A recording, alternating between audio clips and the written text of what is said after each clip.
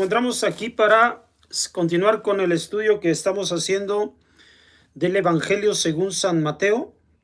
Hoy vamos a comenzar con el capítulo número 18 y vamos a hablar acerca de un tema que corresponde con los talmidim. Los talmidim son los discípulos en general, ¿verdad? Pues como saben, comienzo con la lectura de unos versículos y de cuando en cuando me voy deteniendo para dar alguna explicación con respecto de esto. Capítulo 18, a partir del versículo 1. En aquel momento se acercaron a Jesús los discípulos y le preguntaron: ¿quién es el mayor en el reino de los cielos? Él llamó a un niño, lo puso en medio de ellos y dijo: os aseguro que si no cambiáis y os hacéis como los niños, no entraréis en el reino de los cielos. Así pues, el mayor en el reino de los cielos será el que se humille como este niño. Bueno, aquí comenzamos con una pregunta que hacen los discípulos con respecto de la posición jerárquica. La posición jerárquica en cualquier grupo es muy importante precisamente para equilibrar, para que también al mismo tiempo de que se da un orden, también haya cierta competencia sana. Y esto no es la excepción entre los talmidim, que son los discípulos. Los discípulos, en este caso, de una escuela o concretamente aquí como la escuela que Jesús está levantando. Dado que he mencionado que lo más importante, el fundamento en los temas de Jesús y de su escuela. Recuerden que hay un sinnúmero de escuelas, pero las más importantes, Bet Shammai, Bet Hillel, y también ahora se está presentando la de Bet Yeshua, la de Jesús.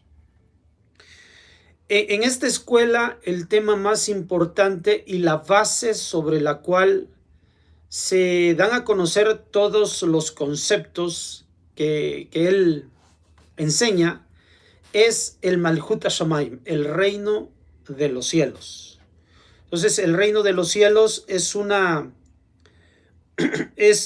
está siendo introducido por medio de Jesús y sus enseñanzas. Está siendo introducido en los discípulos. Justamente por eso es que ellos mencionan quién es el más grande en el reino de los cielos. En ese momento, de entre toda la gente que sigue a Jesús, se encuentran también los niños. Ahora, la palabra Yelet, los niños.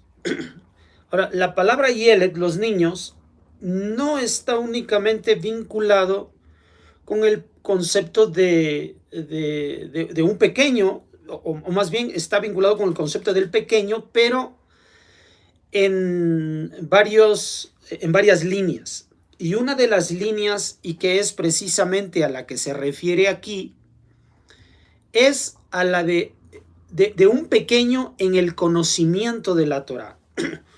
Un pequeño en el conocimiento de la Torá es alguien que va con toda disposición a aprender lo que su maestro le enseña. Ese es el talmid, el discípulo genuino, el discípulo auténtico, el discípulo de mayor importancia dentro de la escuela de Jesús, que es la de tener la humildad, la disposición para aprender.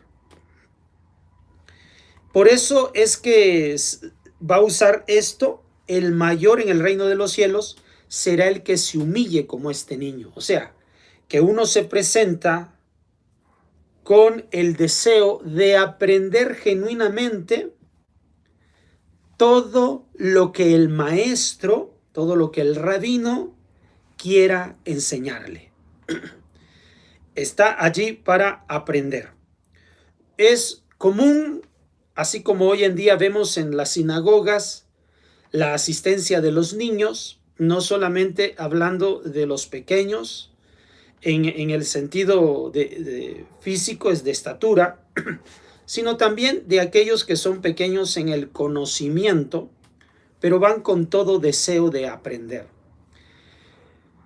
Esta es la pregunta que están haciendo los discípulos a Jesús y Jesús responde de este modo. Lo importante es ser un yelet, o sea, una persona humilde con el único deseo de ir y aprender lo que el maestro está enseñando.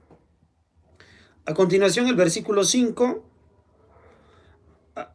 Ahora, antes de irme al 5, os aseguro que si no cambiáis y os hacéis como los niños, me regresé un poquito. Esto significa entonces que la tendencia entre los discípulos en general, no solamente de Jesús, sino de los discípulos en general, es más, hasta nuestros días existe esta tendencia, es la tendencia de darse uno su importancia porque está uno aprendiendo. Ahora, hay un documento que hoy en día plasma los conceptos que en estos días se manejaban cotidianamente, eran dichos de boca a boca. Es lo que nosotros conocemos como el Pirkei Avot, los dichos de nuestros padres. Y en ese documento se nos inspira constantemente a involucrarnos genuinamente con el estudio de la Torá, de tener el anhelo de poseer el conocimiento de la Torá, porque tal conocimiento nos vincula mayor, nos da una vinculación mayor con Hakadosh Baruj Hu. Así que esa debe ser nuestra inspiración y todo bien. Pero eso nos hace caer en un momento en el que podemos envanecernos, vanagloriarnos de ser un buen discípulo, de estar aprendiendo bastante. Entonces, para evitar que uno se envanezca por el conocimiento que tiene, el mismo Pirkei Avot menciona constantemente dentro de sus Mishnayot, dentro de sus dichos, que nosotros debemos juzgar a toda persona con benevolencia, que nosotros debemos aprovechar el conocimiento que tenemos para el beneficio de los demás y no para el beneficio propio, en que nosotros juzguemos a todo hombre para bien. O sea, va de la mano nuestro estudio a la Torá, pero también el considerar a todas las demás personas para apoyarlas, dado que no tienen todavía el tiempo ni la dedicación para el estudio de la Torá como lo tiene un talmid que está en esto. Luego entonces llegar y aproximarlo a la Torá. O sea, esto es lo que debe la persona procurar, el talmid jajam, el estudioso, el sabio estudioso de la Torá. Entonces, esto es una situación a la cual estamos expuestos cuando nos dedicamos al estudio de la Torá, el envanecimiento. Este concepto del envanecimiento de la Torá es aprovechar el recurso del estudio para denigrar a los demás, para santificarnos con respecto de los demás. Entonces, les digo, el Pirkei Avot procura que esto no sea así. Así que en estos días de cuando Jesús está mencionando esto, es típico en muchas escuelas y en el corazón de los discípulos de esas escuelas, ser un Reshaim Shabbadat. ¿Qué es un Reshaim Shabbadat? Es un malvado que ocupa el conocimiento para apartar a los demás del camino de Hashem. Es decir, que en lugar de juzgar a todos con benevolencia, los juzga para mal. O sea, les impide su acercamiento a Dios, cuando el Pirkei Avot nos menciona que debemos inspirar a otros para que se acerquen al camino de Hashem. Entonces estos Reshaim, estos discípulos malvados, separan a la gente, apartan a la gente. Ellos han crecido, tienen un estatus, un nivel, teniendo entonces, cumpliendo con el primer objetivo que menciona el Pirkei Avot, pero incumpliendo el propósito final, que es el de poder acercar a otras personas al conocimiento de la Torá. Entonces, esto era típico de ser enseñado en aquellos días. Por lo tanto, es congruente el mensaje que Jesús está dando a conocer ahora con respecto de eso. Continuamos entonces con el versículo 5. Y el que acoja a un niño como este, recordemos, niño Yelet, es decir, a un discípulo joven que apenas está empezando, en mi nombre a mí me acoge. Es decir, que nosotros venimos a él y lo tomamos como un aprendiz. O sea, ya son talmidim, ya son alumnos mayores, algunos. Entonces, cuando ven a un joven venir, lo arropan, lo acogen a este pequeño aprendiz, precisamente para conducirlo por el camino de la Torá. Pero al que escandalice a uno de estos pequeños que creen en mí, más le valdría que se colgasen al cuello una de esas piedras de molino que mueven los asnos y lo hundiesen en lo profundo del mar. Es dramática aquí la forma en la que está llevándolos a un castigo, y porque es en congruencia de que así como es el castigo, así fue el agravio cometido. Entonces, cuando una persona, en lugar de arropar a uno que está recién llegando a la sinagoga, a la yeshiva, al centro de estudios de Torah, en lugar de arroparlo, más bien lo margina, lo segrega, lo mantiene al fondo y no se une a él. ¿Por qué? Porque consideran ellos que él debe crecer y desarrollarse hasta estar a su nivel.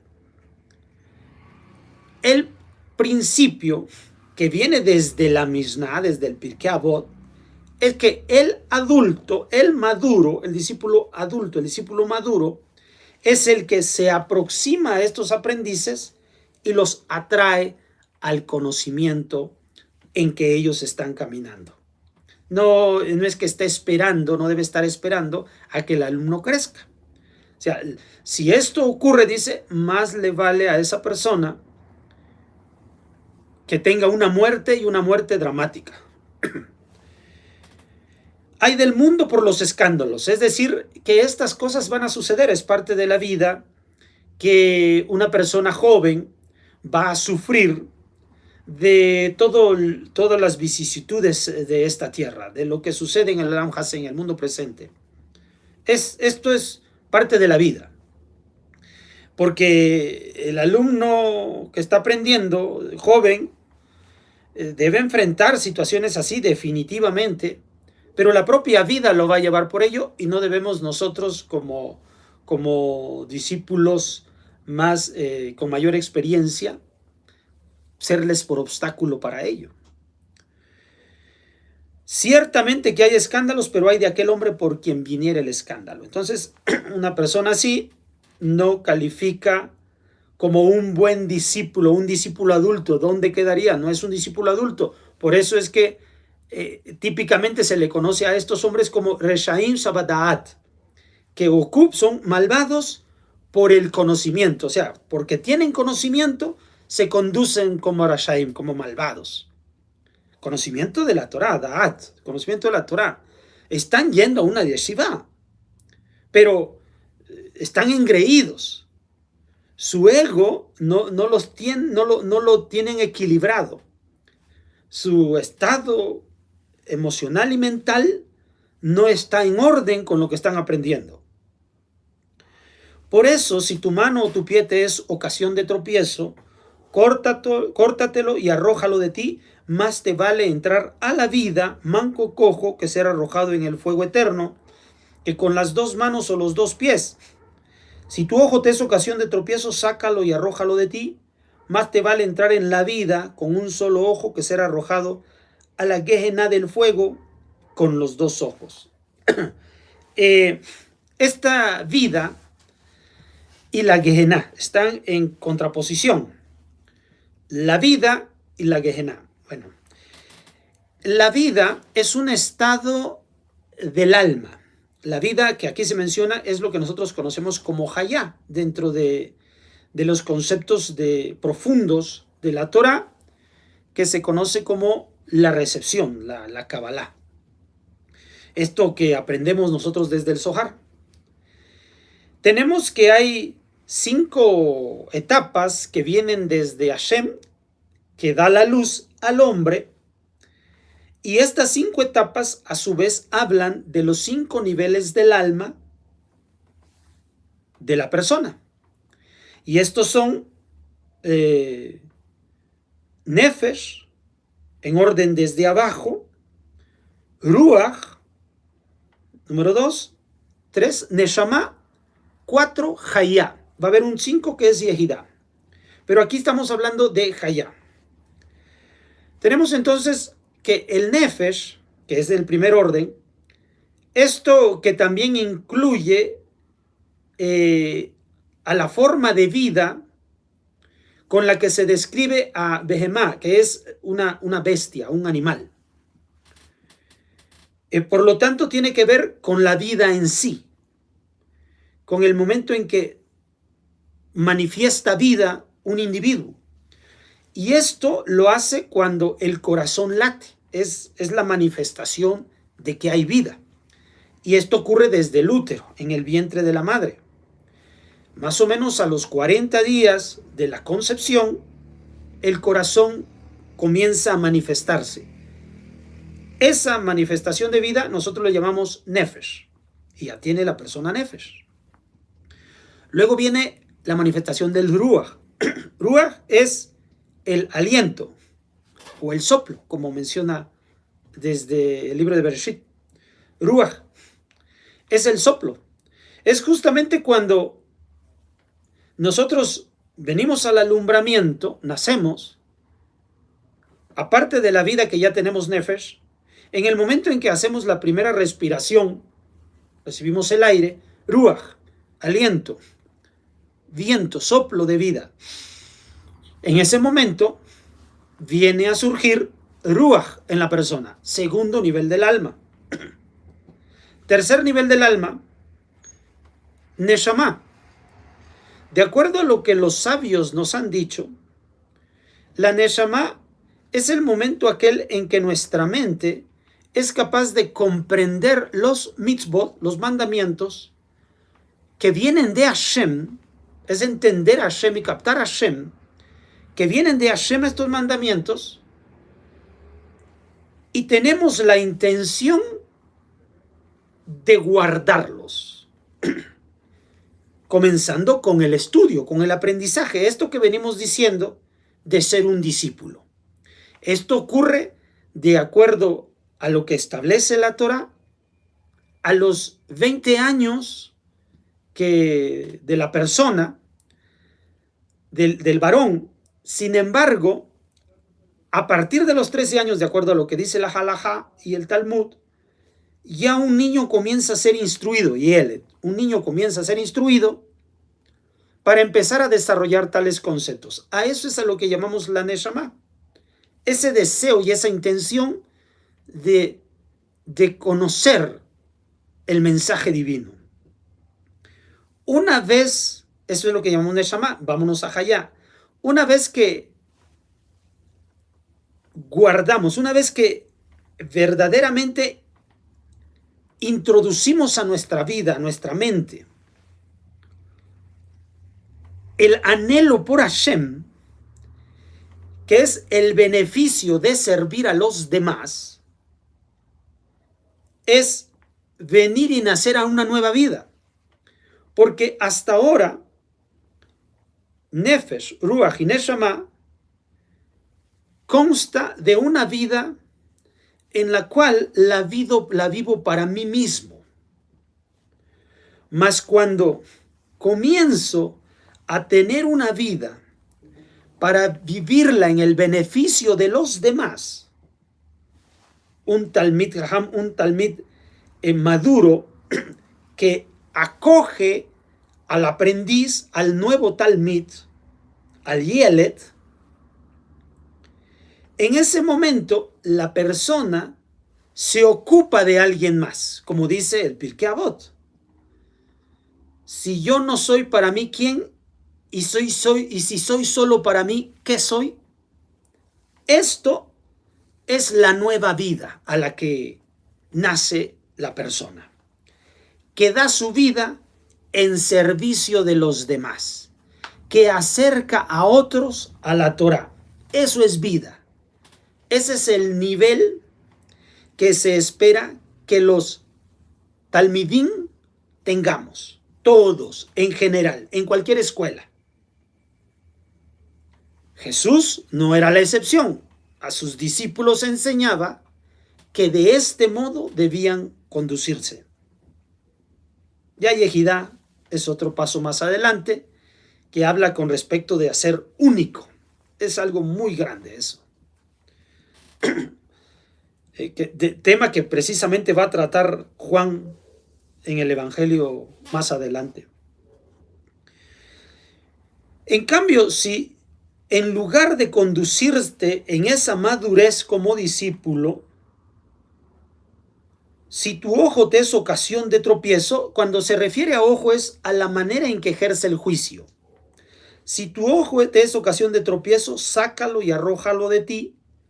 Más te vale entrar en la vida con un solo ojo que ser arrojado a la Gehenna del fuego con los dos ojos. Entonces, en contraposición a Hayá, vida, está Gehenna.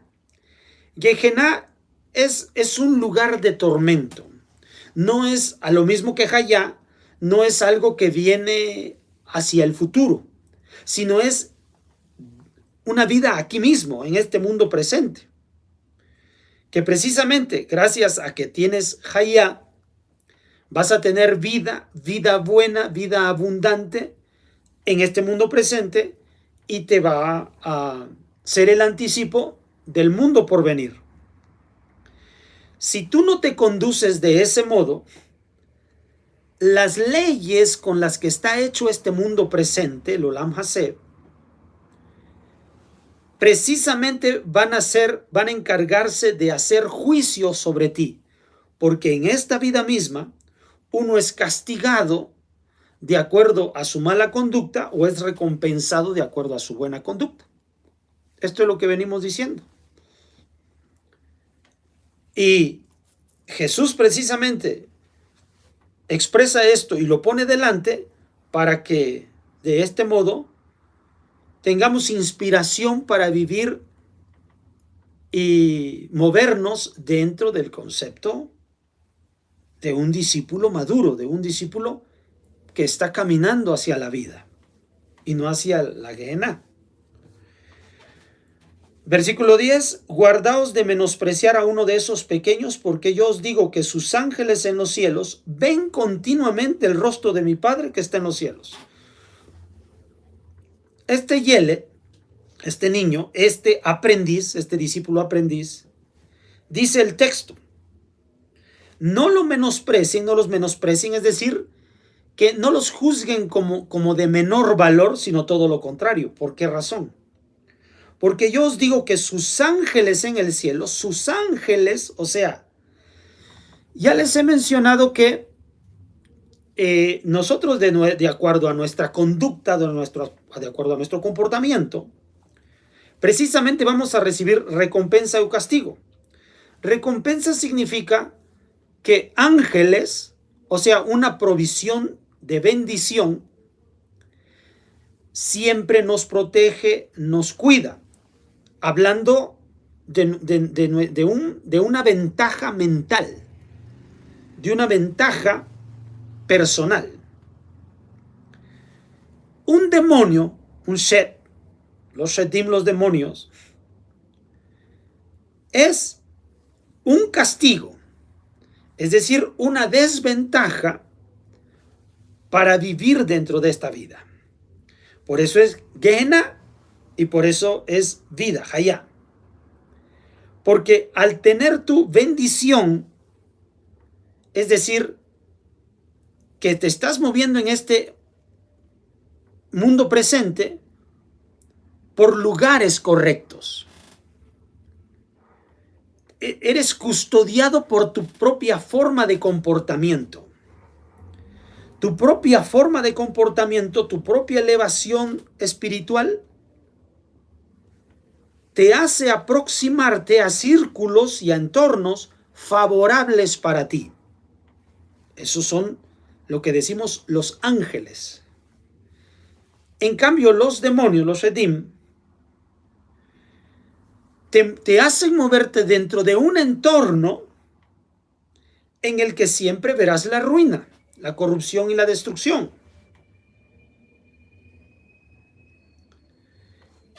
De este modo, uno sabe y aprende que uno atrae momentos en la vida de acuerdo a nuestro interior. Uno los atrae. Ángeles significa buenas cosas, demonios significan malas cosas. Todo esto por nuestra conducta, porque este mundo se mueve de acuerdo a las acciones. Es AC. Este mundo se llama Asia, de acuerdo a nuestras acciones. Luego entonces, continúa el texto. No solamente los ángeles te van a atraer en este mundo presente en un ambiente correcto, en un ambiente fortuito, que te ayude a crecer, en un ambiente de bendición, como se dice popularmente. Mientras los demonios te van a llevar a un ambiente de maldición, a un ambiente de constante sufrimiento, luchas y pruebas, en el sentido de que si tú no creces, tendrás que madurar.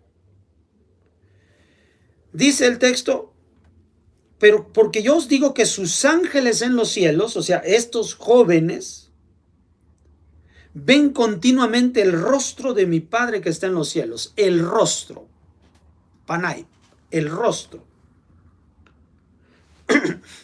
O los rostros, más correcto es Panim, los rostros.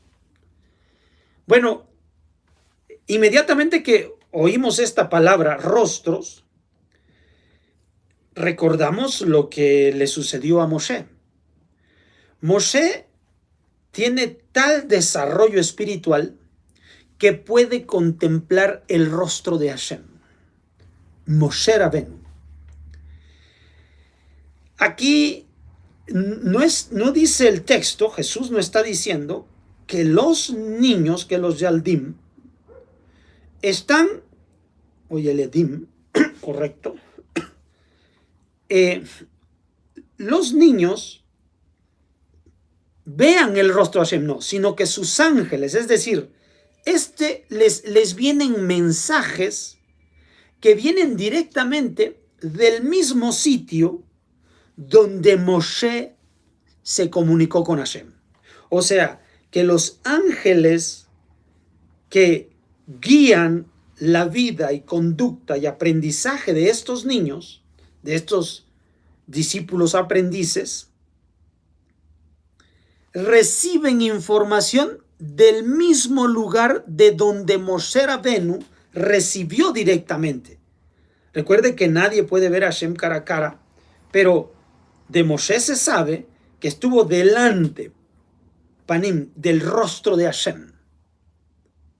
Y ahora los ángeles de estos niños están delante de esto, recibiendo tal información. Porque precisamente no tienen un estorbo, prejuicios, tendencias, hábitos. Estos niños, estos Yeledim, no tienen estos prejuicios, hábitos, tendencias que los adultos sí tienen, y esa es la razón por la cual no pueden aceptar a un recién ingresado a la yeshiva y de arroparlo. En cambio, si los recién llegados a la yeshiva de Jesús el día de mañana se conducen con madurez, habrán aprendido que deben arropar a los recién llegados. Entonces, esta es la ventaja que tienen y la razón por la cual explica que ellos son los mayores en el reino de los cielos. Porque tienen la virtud de recibir mensajes que les entregan los malajim que Moshe recibió directamente. A ese grado. Es la mejor posición en el reino de los cielos, en la yeshiva de Jesús, de Yeshua. Bet Yeshua. Continuamos y para cerrar el versículo número 12. ¿Qué os parece?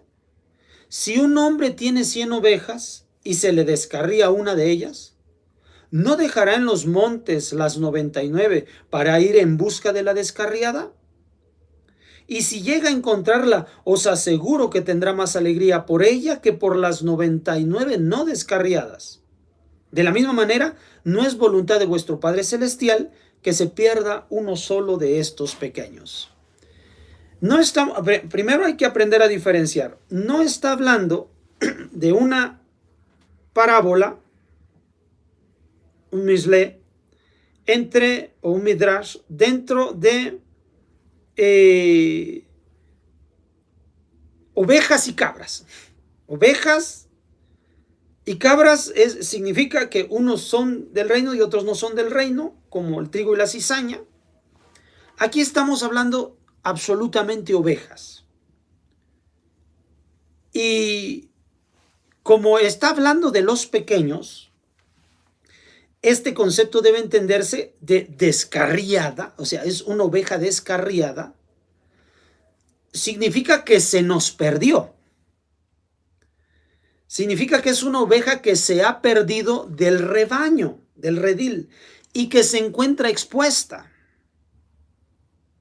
Porque algo le sucedió, que se distrajo, se lastimó, algo sucedió que la oveja está extraviada. Sigue siendo oveja, o sea, es parte del rebaño. Se refiere a que por una desatención de la oveja, está allí sola. Se quedó sola, se quedó expuesta, se quedó en riesgo, está en peligro. Mientras el rebaño está junto, el rebaño no tiene problemas. Por eso es que un buen pastor, que en este caso es un discípulo maduro que arropa al aprendiz, al discípulo aprendiz, deja a esas ovejas y se va por la oveja que está sufriendo, está angustiada, está perdida, en que no sabe cómo volver al redil. Una vez más, no está hablando de que sea un cabrito, o sea, no está hablando de que este extravío haya sido por una cuestión de rebeldía, no. Está hablando de que algo circunstancial ocurrió para que esta oveja se extraviara y está en peligro. Luego entonces, un discípulo maduro, adulto, debe dejar a todas las que se encuentran bien, o en este caso es relación con un pastor, deja las ovejas que se encuentran bien, porque mientras están en rebaño todo está perfecto, están juntas, va por aquella que se ha extraviado y busca a la descarriada, es decir, a la que se fue del redil, del rebaño. Y si llega a encontrarla, os aseguro que tendrá más alegría por ella que por las 99 no descarriadas. ¿Por qué? Porque la ha salvado de peligros. Le ha producido, le ha provocado un contento, tranquilidad, shalom, paz. Lo que necesitaba esa oveja: seguridad, confianza, alivio. Porque una oveja así está completamente expuesta. Entonces, hay situaciones en la vida que aún las personas que ya estamos dentro de la comunidad de creyentes, somos discípulos, pertenecemos a una escuela que ya tiene progreso, conocimiento de Hashem, de la Torá, y de pronto las situaciones de la vida nos sacan del rebaño. Es decir, en lugar de estar conectados con el resto de la comunidad, estamos desconectados. Y por lo tanto expuestos a todo tipo de peligros. Un buen pastor va por esta oveja que se ha separado del rebaño. Porque dice, de la misma manera, no es voluntad de vuestro Padre Celestial que se pierda uno solo de estos pequeños. Porque la voluntad de Hashem es que no se pierda nadie, que la comunidad esté cohesionada, esté fuerte, firme, unida. Un verdadero líder, un verdadero pastor de ovejas, como se menciona aquí en la parábola, puede dejar perfectamente a 99 porque ellos se conducen solos. No necesitan al pastor propiamente. El crecimiento, la madurez de ellos, de estas ovejas, está precisamente en mantenerse en esa unidad, en ese rebaño. Pero hay alguno que se puede salir del rebaño por todas estas cosas que le están subiendo a la mente, por todas estas confusiones y dudas que permanecen en un creyente, en alguien que ya es parte de nuestro pueblo. Pero no por hecho de ser parte del pueblo estamos exentos de sufrir altibajos, de caer por lo que sucede en este mundo y de extraviarnos luego entonces. Hay que dejar entonces a las que están en el rebaño e ir por aquella que está extraviada. Esa es la voluntad del Padre. Si todos nosotros pudiéramos aprender que la persona, el alumno desarrollado, el Talmid Jajam, el alumno sabio, es aquel que debe arropar a todos los discípulos pequeños, a los discípulos aprendices, atraerlos hacia sí y acompañarlos y a defenderlos de cualquier cosa que les pueda suceder. Esta es la principal norma que Jesús enseñó para que un verdadero discípulo dentro de su escuela se esté formando, empezando desde pequeños para que precisamente puedan aprender a través de la experiencia que ellos mismos recibieron al ser atendidos por los discípulos adultos mayores. Esto se haga extensivo hacia todos los demás que se ingresan. Entonces, lo único que Jesús está diciendo es que nosotros seamos capaces de ser alumnos maduros, Talmidei Jajamim, alumnos sabios. Bueno, por el momento es todo. Nos vemos para la próxima. Shavua Tov. También vienen los festejos de Tu Bishvat para la siguiente noche.